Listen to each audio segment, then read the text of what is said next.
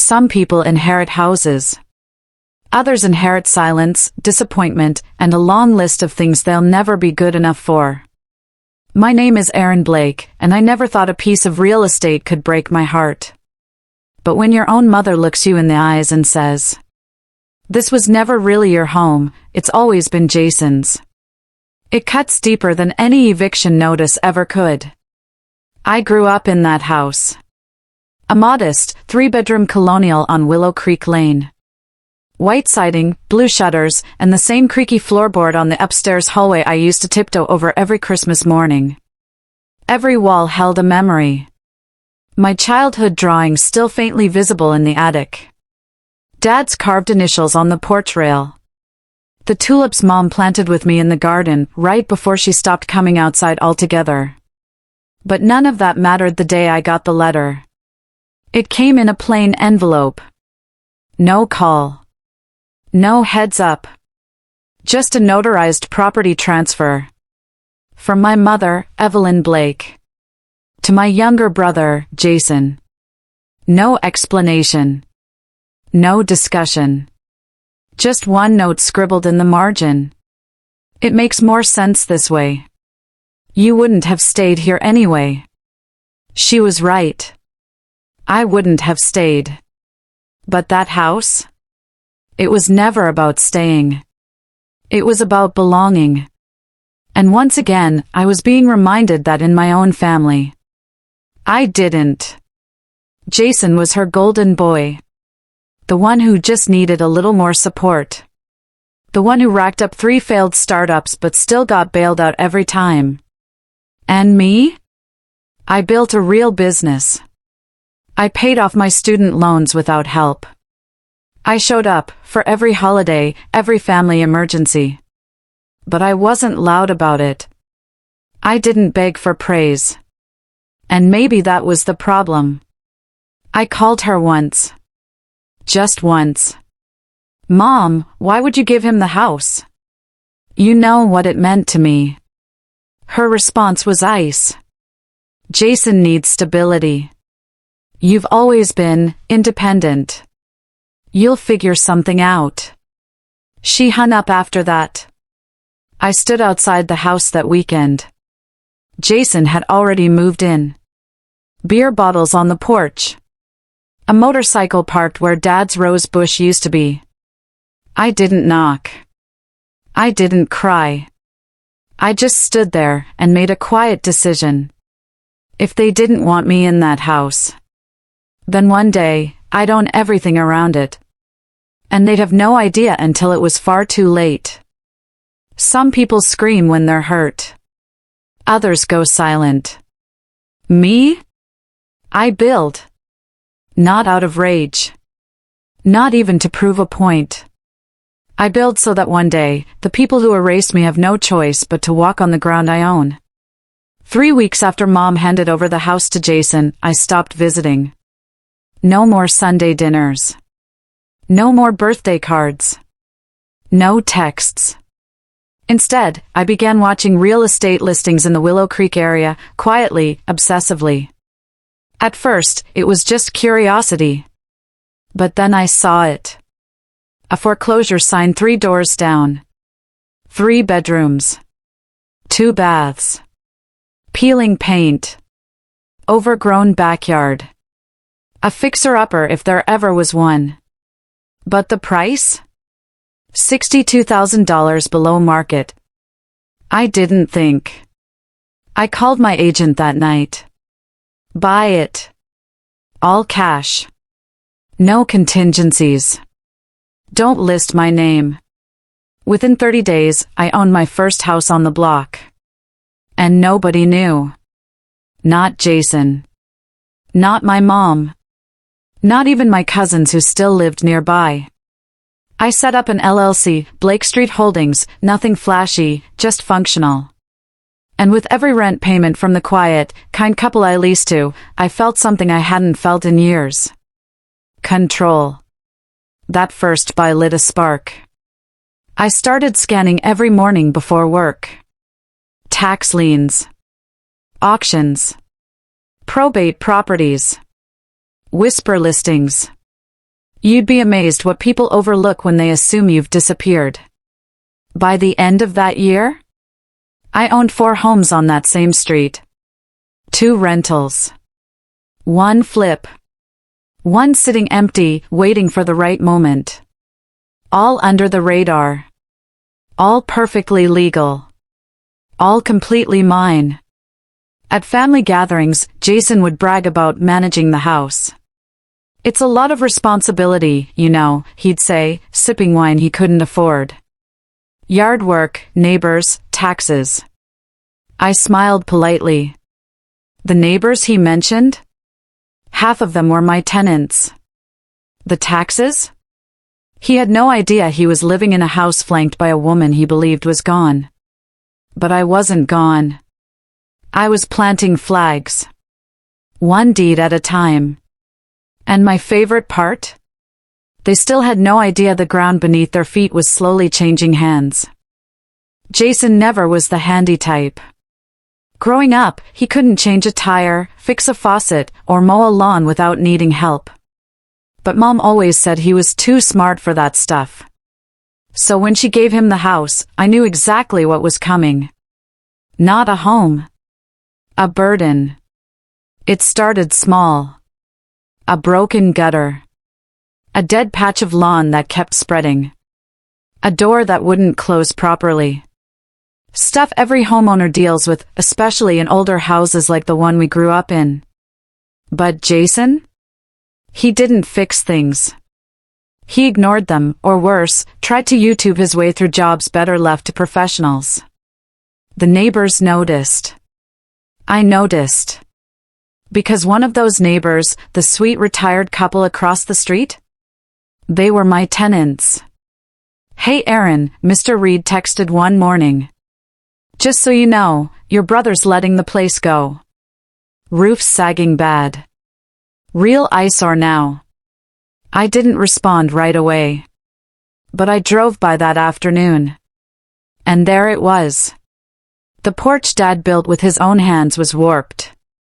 The garden Mom once loved was choked with weeds. And Jason's car was parked halfway on the lawn, like he couldn't be bothered to use the driveway. I pulled into the corner gas station and texted an inspector I'd used on another property. "Can you check a structure for me? Just observation, no formal report. House on Willow Creek, you'll know the one." He texted back 3 words. "Already failing fascia." That meant rot. That meant money. That meant Jason was sitting on a ticking time bomb, and had no idea.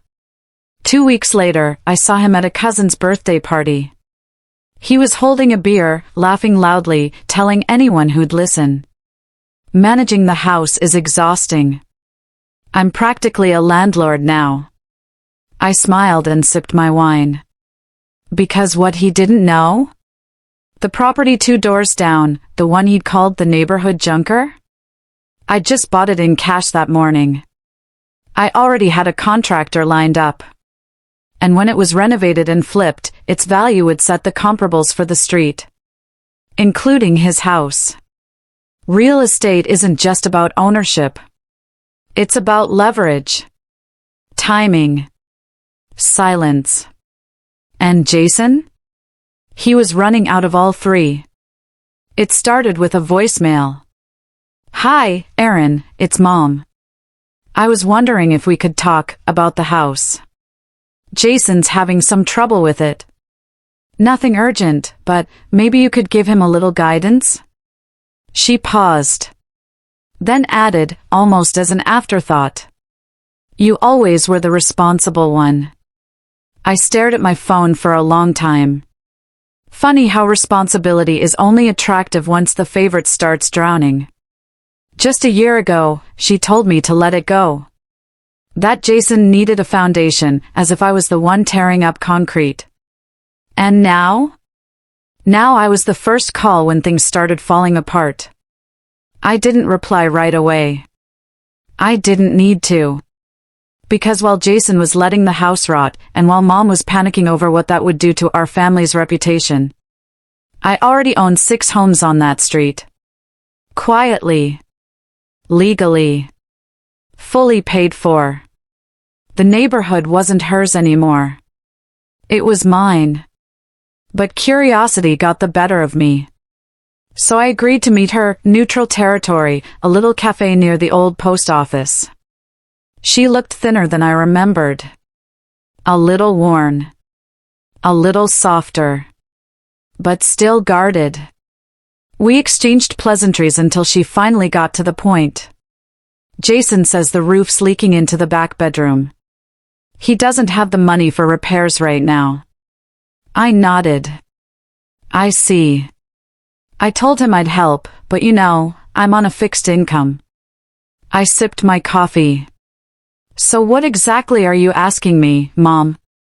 She hesitated. Then leaned in, like she didn't want anyone to hear. You work in real estate now, right? Maybe you could pull a few strings? Recommend someone cheap? Or talk to the bank about a refinance? My jaw tightened, just a little. She didn't know. Didn't know I was the bank, in this case. Didn't know I owned the mortgage on the house 2 doors down. Didn't know half her neighbors now sent rent checks to my LLC every month. She thought I was still playing small. Still just doing okay. Still beneath the family favorite. I smiled gently. I'll see what I can do. And in that moment, that quiet, perfect moment, I realized something. She still thought I owed her something. Still thought I'd step in and fix the mess she helped create. What she didn't realize. I already was. But not for them. For me. Jason always saw the house as a safety net. A backup plan. An asset he didn't earn, but felt entitled to. So when the roof repairs turned out to cost more than he expected, and the HVAC gave out in the middle of July, and the property taxes came due all at once, he did what Jason always did. He looked for an escape. I found out through a real estate friend. Hey Aaron, she texted. You might be interested, there's a listing going up on Willow Creek. 112, that your brother's place? I didn't answer right away. Instead, I pulled up the pre-listing notes she'd sent. Charming fixer-upper in a historic neighborhood. Surrounded by newly renovated homes. Great comps. The irony nearly made me laugh. The newly renovated homes? All mine. The comps? Set by my flips. The demand? Driven by my vision. Jason was about to list his inheritance in a neighborhood he thought he still belonged to. Completely unaware that I owned the market around him. He listed the house for $289,000. A stretch for the condition it was in, but the street could now support it, thanks to my work. The open house was scheduled for Saturday at noon. So I went. I dressed casually. Neutral. Nothing flashy, nothing that would draw attention. I walked in just as a young couple was leaving. Jason was standing in the kitchen, trying to sound like he knew what he was talking about. The neighborhood's really turning around, he said. Lots of investment happening here. Oh, I've noticed, I said from the doorway. Who do you think's investing? He turned. His smile faltered. Aaron. I didn't know you were coming. Didn't know you were selling. He shrugged. Just testing the market. Time for something newer, maybe something in the city. This place is too much to manage. I looked around at the water stains, the sagging ceiling, the overgrown backyard visible through the sliding glass door. Yeah, I said. Takes more than just owning it to keep it standing. He looked annoyed. Look, if you're here to make a point. No point, I said. Actually, I'm here to make an offer. His eyes widened. You want to buy the house? No, I said, smiling. But my LLC does. LLC? I pulled out a card. Blake Street Holdings. His own last name, and he never knew it was mine. We owned 6 properties on the street. Bought them quietly over the last 2 years. Flipped a few. Rented the rest. Your house. It's the only one we don't touch, yet. Jason was silent. So yeah, I continued. If you're looking to sell, I can save you the listing fees. Full cash. Quick close. No commissions. He stammered. Why would you do that? I stepped closer. Because I like knowing I can turn the house I was denied into a footnote on a property map I built. It came up over Sunday lunch. One of those awkward, half-forced family meals where everyone pretends things haven't changed. Jason was unusually quiet, pushing mashed potatoes around his plate. Mom was chatting about neighborhood gossip, a new family that had moved in across from the old Peterson house. They say a woman owns half the block now, she said, laughing lightly. Isn't that something? Just buying everything up in cash. Some real estate shark. I took a sip of my water and smiled. Must be smart. She nodded. Oh, I'm sure. But imagine doing all that quietly, not telling anyone. Then she looked up, right at me. Do you know anything about it? There it was. The question she didn't know she shouldn't ask. The question that would flip the script. I leaned back in my chair, took a breath, and said calmly. Yes. I know exactly who it is. Jason froze. Mom's smile faltered. It's me, Mom. I'm the one who bought the neighborhood. Her fork clinked against the plate. What are you talking about? Blake Street Holdings. It's mine. I've owned 6 homes on Willow Creek since the year you gave Jason the house. Silence. Jason looked like he'd swallowed his tongue. Why would you do that? He asked. Because you were never supposed to keep what you couldn't take care of. And I was never supposed to disappear quietly.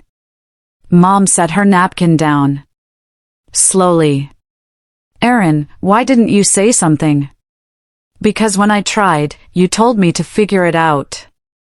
So I did. I figured out how to buy everything you never thought I deserved. She opened her mouth, then closed it again. This time, there were no defenses. No excuses. No soft lectures about how Jason needed more. Just realization. The daughter she dismissed as self-sufficient, quiet, and fine on her own had become the most powerful person in the one place they still thought belonged to them. And she did it without permission. Without help. Without applause. You were never invisible, Aaron, Mom said finally. No, I replied. I was just inconvenient. But now I'm undeniable. Jason didn't reach out for a week after the lunch. Maybe he was angry. Maybe embarrassed. Or maybe, for the first time in his life, he realized he wasn't holding the better cards. But on the 8th day, I got the text. Let's talk about the house. Just that. No emojis. No fake charm. I responded with a time and place.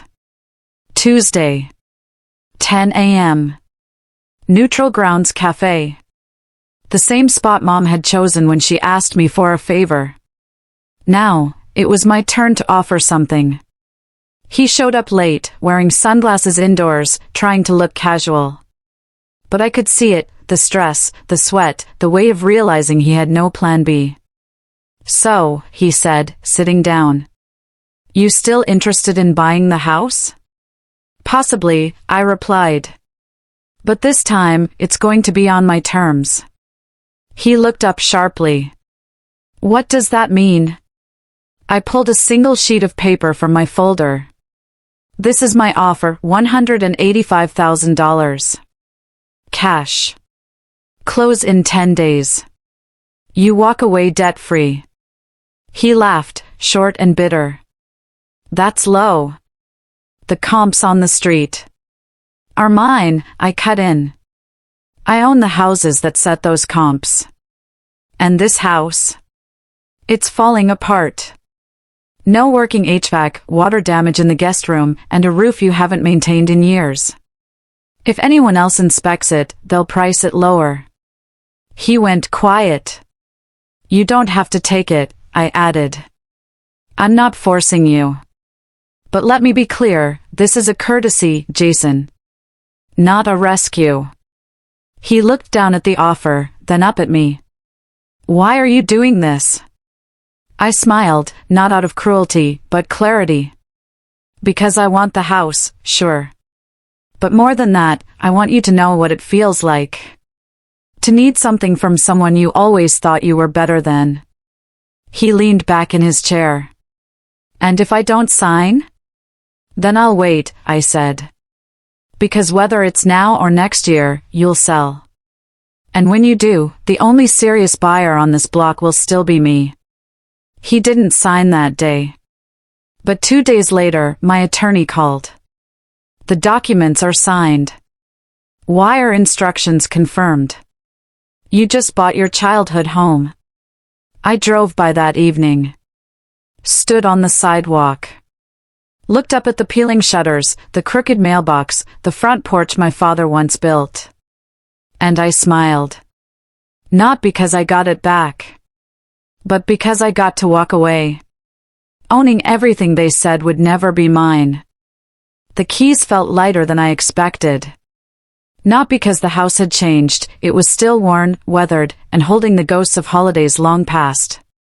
But because I had changed. This wasn't a homecoming. It was a reclamation. The first time I stepped inside after signing the deed, I walked room to room in silence. The living room, where Jason once hosted parties with speakers shaking the windows. The hallway where Mom used to line up Jason's academic trophies, never leaving room for mine. The upstairs bedroom, where I spent years hoping I'd finally be noticed if I just stayed quiet enough. Everything felt smaller now. Not physically. Just powerless. I didn't cry. I didn't rage. I opened the windows, let the stale air drift out, and took photos of every room, not to preserve the past, but to document the transition. By the weekend, the contractors were scheduled. I wasn't flipping it. And I wasn't moving in. I had a different plan. A month later, the old Blake house reopened, as something entirely new. The Willow Creek Center for Young Women Entrepreneurs. Funded by me. Staffed by people who once taught me. Open to girls like the one I used to be, overlooked, underfunded, and underestimated. We offered workshops. Mentorships. Micro-grants. We turned the dining room into a co-working space. The bedrooms into offices. And the garage into a podcast studio where women shared stories no one else listened to. It wasn't just a transformation. It was a message. You may have written me out of your legacy. But I've written myself into the future. Mom showed up uninvited the week we opened. She stood on the sidewalk, reading the sign above the door. Why this house? She asked. I looked her in the eye. Because it's where I learned what silence costs. And what rebuilding can do. She looked down, ashamed, maybe for the first time. I'm sorry, Aaron. I didn't know it mattered this much to you. I nodded. It doesn't anymore. But it matters to them now. And that's what matters to me. Change didn't happen overnight. It crept in, quietly, like the first signs of spring. A fresh coat of paint on the house 3 doors down. A community garden blooming on the corner lot I once bought for pennies. Flyers for coding boot camps and financial literacy workshops appearing on the lampposts once covered in for sale signs. Little by little, the neighborhood I grew up in stopped resembling the one that forgot me. It started to look like something new. Something I built. The women who came to the Willow Creek Center weren't just locals. They came from towns over. They brought kids, stories, dreams. One opened a home bakery and rented my rehab duplex to start her first storefront. Another launched a graphic design business from the attic office. A third helped install solar panels on the properties we now owned, 10 by that point. The same street where I was once treated as invisible now echoed with the sound of collaboration, laughter, and progress. Jason moved out of town shortly after the sale. Word was he took a job in another city. Smaller house, higher rent. We haven't spoken since. Mom still lives in the next town over. She's quieter these days. More reflective. She came to one of our public speaker nights once. Sat in the back row, hands folded, listening as a 22-year-old girl talked about being told she wasn't leadership material. I saw Mom flinch. She never said it out loud, but I knew what she was thinking. I said that once. To my daughter. The new neighbors? They don't even ask about the history of the block. They just know it's vibrant now. Alive. Connected. Women-led. And as the property values rose, not from hype, but from heart, people started asking, who's behind all this? And the answer was simple. A name they'd seen on every deed, every welcome letter, every community grant. Erin Blake. The girl who was never supposed to inherit anything. It arrived in a plain envelope. No return address. Just my name, handwritten in familiar, wavering script. I knew it was from Mom before I even opened it. We hadn't spoken much since the center launched. She visited once, called rarely. Our relationship existed somewhere between polite distance and unspoken regrets. But this was something else. I opened the envelope and unfolded a single sheet of stationery. Erin. I've been thinking about all the things I never said. About what it must have felt like, growing up watching me pour everything into Jason, while asking you to be strong and understanding without ever checking if you were okay. Asterisk, I told myself you didn't need much. That you'd be fine. That Jason needed more. I thought I was being fair. But now I see. I wasn't being fair. I was being blind, asterisk. What you've built, the center, the homes, the community, it's more than any of us ever imagined. And you did it without resentment. Without cruelty. But please know, I see it now. I see you. And I'm proud. Love. Mom asterisk. I read it twice. Then folded it slowly and placed it in the drawer next to my deed folder. Not because I needed validation. But because it meant something that, for once, she saw me on her own. No crisis. No begging. Just truth. Later that day, I stood on the porch of the Willow Creek Center, my porch now, and watched as a group of young women exited with notebooks and wide eyes. One of them paused at the steps and turned back. You're the one who started this, right? She asked. I nodded. Why here? I looked down the street. At the row of homes that once ignored me. At the sidewalk where my younger self had walked, hoping to be chosen. And I smiled. Because this is where I wasn't supposed to matter. So I decided to matter everywhere.